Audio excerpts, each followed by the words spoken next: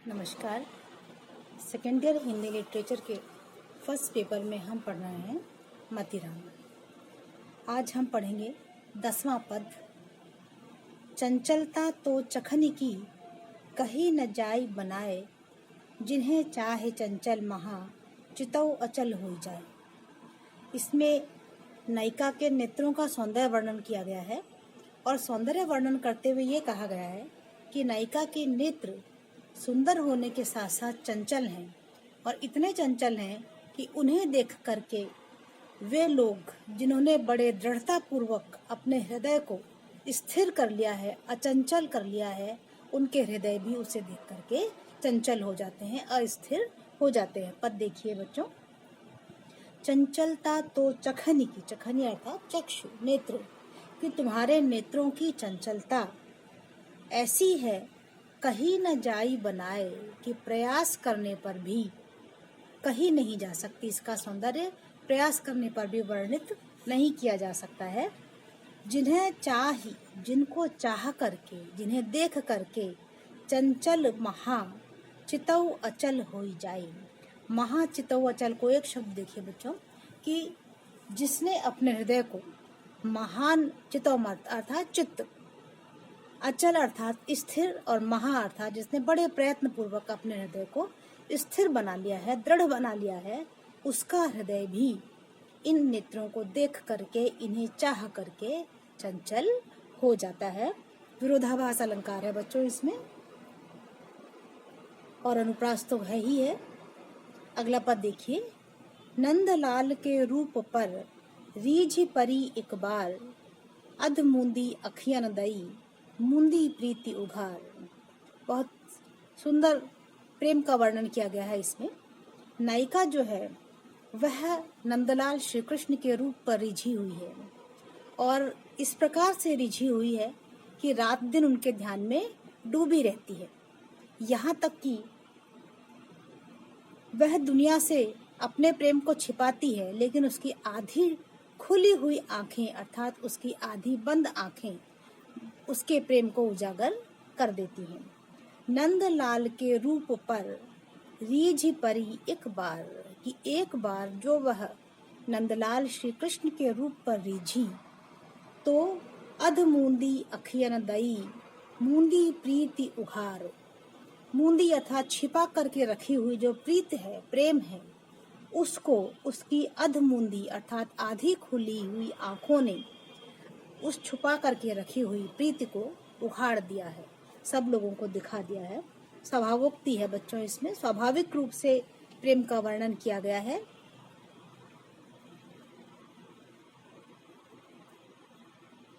रात्यों दिन जागत रहे, अगन लगन की मोही, मोही में मैं बसतु है, आँच न पहुँचती तो ही। पुनः यहाँ प्रेम के विरह का वर्णन किया गया है, वियोग श्रृंगार का वर्णन है इसमें। रात्यों दिन जागती रहे, अगन लगन की मोही, लगन अर्थात प्रेम, प्रेम की अग्नि प्रज्वलित रहने के कारण, लगने के कारण, रात्यों दिन जागती रहे, मैं रात दिन तुम्हारे विरह में जागती रहती हूँ। मोह में बसतु है, आप मेरे ही हृदय में रहते हैं, आँच न पहुँचती तो ही। तो यह जो रात दिन विरह की अग्नि लगी हुई है, क्या इसकी आँच तुम तक नहीं पहुँचती है। व्यंजना से इसमें प्रेम की विरहाग्नि का वर्णन किया गया है।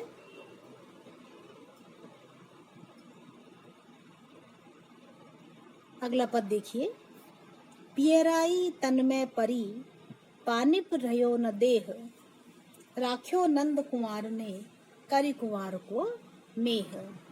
पियराई तन में परी, कि प्रिय के वियोग में दुखी रहने के कारण पूरी देह पीली पड़ गई है। पियराई तन में परी, पूरी देह पीली पड़ गई है।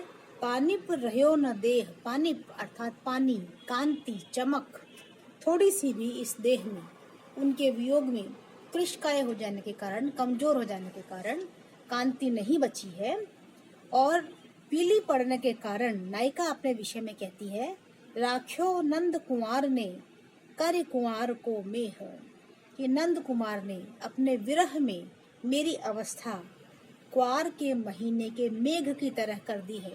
अर्थात उन बादलों में पानी नहीं होता है, तो मेरी देह ऐसी ही हो गई है, पानी से रहित कुंवर मास के बादलों की तरह से हो गई है।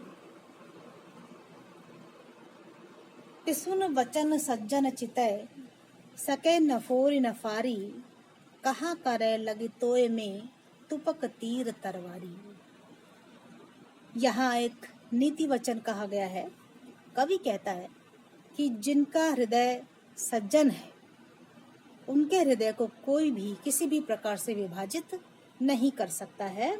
पिसुन वचन, पिसुन अर्थात दुष्ट व्यक्ति के शब्द, उसकी कही हुई बातें, सज्जन चितय, सज्जन व्यक्ति के चित्त को, सकै न फोरी न फारी, न तो तोड़ सकते हैं और न ही फाड़ सकता है, विभाजित कर सकता है।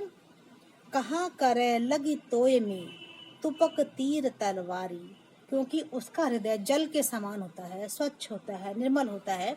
तो जिस प्रकार से जल के अंदर तुपक अर्थात तोप चलाई जाए, तीर चलाया जाए या तलवार से वार किया जाए, पानी को कोई किसी भी तरीके से न फोड़ सकता है और न ही फाड़ सकता है, ठीक उसी प्रकार से सज्जन व्यक्ति के हृदय को भी कोई भी व्यक्ति विभाजित नहीं कर सकता है, उसमें कोई अंतर नहीं डाल सकता है।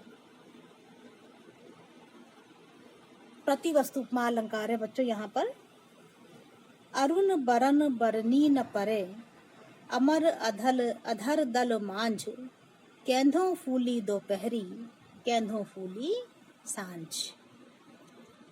नायिका के होठों का सौंदर्य वर्णन किया गया है कि उसके अमल अधर दल अर्थात दोनों अधर होठ, उसके दोनों गुलाबी होठों के बीच चमकती हुई दंत पंक्ति को देख करके और अरुण बरन, उनका गुलाबी रंग देख करके, बरनी न परे, वर्णन ही नहीं किया जा सकता, पता ही नहीं चलता है कि केंधों फूली दोपहरी, केंधों फूली सांझ, कि अभी दोपहर हुई है या सांझ हुई है। दोनों अर्थ देख लीजिए बच्चों। दोपहर से अर्थ है चमकता हुआ उज्जवल दिन और सांझ से अर्थ है गुलाबी सांझ। यानी नायिका इतनी उज्जवल वर्ण की है कि नायिका को देखते हैं तो लगता है दोपहर हो गई है और उसके होठों को देखते हैं तो लगता है शाम हो गई है। संदेह होने के कारण यहाँ पर संदेह अलंकार होगा बच्चों। अगला पद देखिए, अच्छा पद है ये। तिहि पुराण नवद्वा पढ़े, जिहि जानी यह बात, जो पुराण सो नव सदा, नव पुराण रह जात। कि तिहि पुराण नवद्वय पढ़े, कवि कहते हैं कि मेरी दृष्टि में उस व्यक्ति ने नवद्वय अर्थात 2 बार 9, और 2 बार 9 का अर्थ है 18। तो तिहि पुराण नवद्वय पढ़े, कि मेरी दृष्टि में उस व्यक्ति ने 18 पुराण पढ़ लिए हैं, अर्थात पुराणों का ज्ञान उसे प्राप्त हो गया है। जिहि जानी यह बात, जिसने इस बात को समझ लिया है, जो पुराण सो नव सदा, जो पुराना है वह सदैव नया रहता है, नव पुराण वह जात, लेकिन जो नया है वह समय बीतने के साथ साथ पुराना हो जाता है। लेखक कवि यहाँ पर इस बात की ओर संकेत करता है कि हर वस्तु, हर बात, हर विचार एक बार पुरानी हो जाती है, लेकिन जो अच्छी बातें हैं, अच्छी विचार हैं, वे युगों युगों तक बने रहते हैं और हमेशा बने रहने के कारण उनकी नयापन, उनकी निरंतरता बनी रहती है।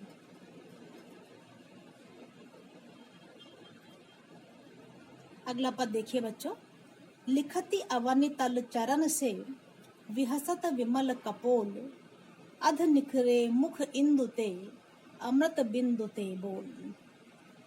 नायिका प्रिय के प्रेम में डूबी हुई है और प्रेम में डूबे रहने के कारण वह अपने पैर के अंगूठे से पृथ्वी पर कुछ कुरेद कुरेद कर लिख रही है। उसके इस प्रेम में डूबी हुई अवस्था का वर्णन करते हुए कवि कह रहा है, लिखति अवनि तल चरण से, अवनि अर्थात पृथ्वी पर अपने पैर के अंगूठे से वह कुछ लिख रही है। विहसत विमल कपोल, और उसके निर्मल कपोलों पर हंसी उपस्थित है। अध निकरे मुख इंदुते, और अपने घूंघट में छिपाए हुए मुख से, जिसकी तुलना कवि आधे खिले हुए चांद से करता है। फिर से देख लीजिए, अध निकरे मुख इंदुते, आधे निकले हुए मुख रूपी चंद्रमा से। आधा निकला हुआ इसलिए कहा है बच्चों कि उसने अपना आधा चेहरा घूंघट में छिपा रखा है, और आधा चेहरा घूंघट में ढका हुआ ऐसा लगता है जैसे सप्तमी अष्टमी का चांद हो। अध निकरे मुख इंदुते, आधे खिले हुए मुख रूपी चंद्रमा से अमृत बिंदु ते बोल, चांदनी की बूंदों जैसे बोल टपक रहे हैं। बहुत सुंदर, स्वाभाविक और पवित्र वर्णन किया गया है यहाँ पर। यहाँ मुख इंदु में रूपक अलंकार है और अमृत बिंदु ते बोल में उपमा अलंकार है बच्चों। अगला पद देखिए,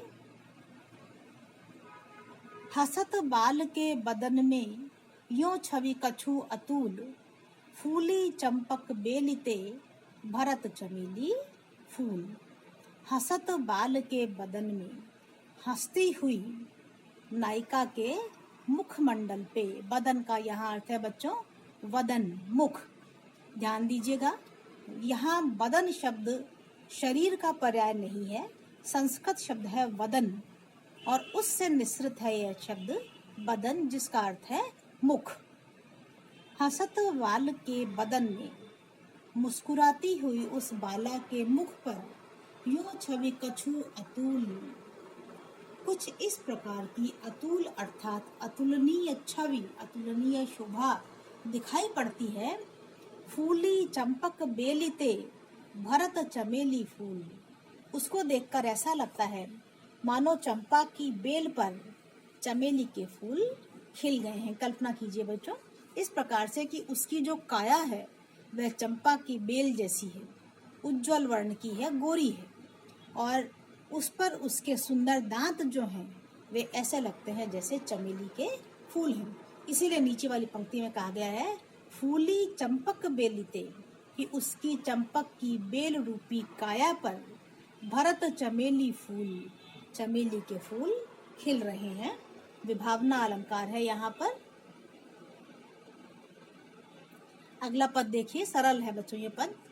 अटा और नंदलाल उत, निरखो नेक निसंक, चपलाई चपला तजी, चंदा तजो कलंक।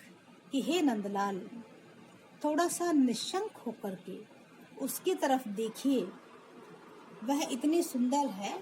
चपला चपलाई तजी, मानो चपला अर्थात बिजली अपनी चपलता को छोड़ करके, चंचलता को छोड़ करके शांत हो गई है, और चंदा तजो कलंक अर्थात निष्कलंक चांद जैसी और शांत बिजली जैसी सुंदर वो दिखाई पड़ती है। उत्प्रेक्षा अलंकार है बच्चों। अंतिम पद देखिए इसका, उमगी उर आनंद की लहर छहर दृग राह, डूबी लाज जहाजलों, नेह नीर निधि माह। बहुत ही सुंदर वर्णन किया गया है प्रेम का यहाँ पर।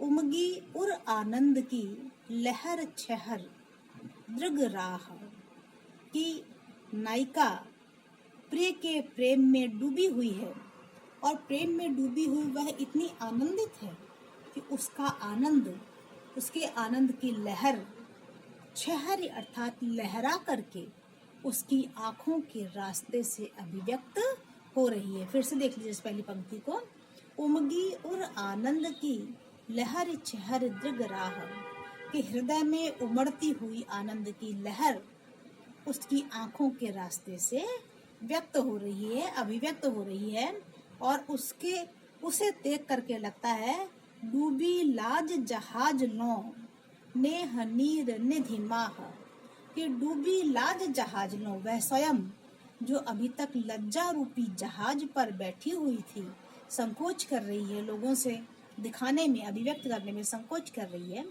तो वह जो लज्जा रूपी जहाज है वह नेह नीर निधि, प्रेम रूपी समुद्र के अंदर डूब गया है। फिर से देखिए नीचे वाली पंक्ति, रूपक अलंकार है इसमें कि डूबी लाज जहाज लौ नेर नेह नीर निधि माहम, कि उसका जो लाज रूपी जहाज है वह प्रेम रूपी सागर में डूब गया है। रूपक अलंकार है बच्चों इसमें।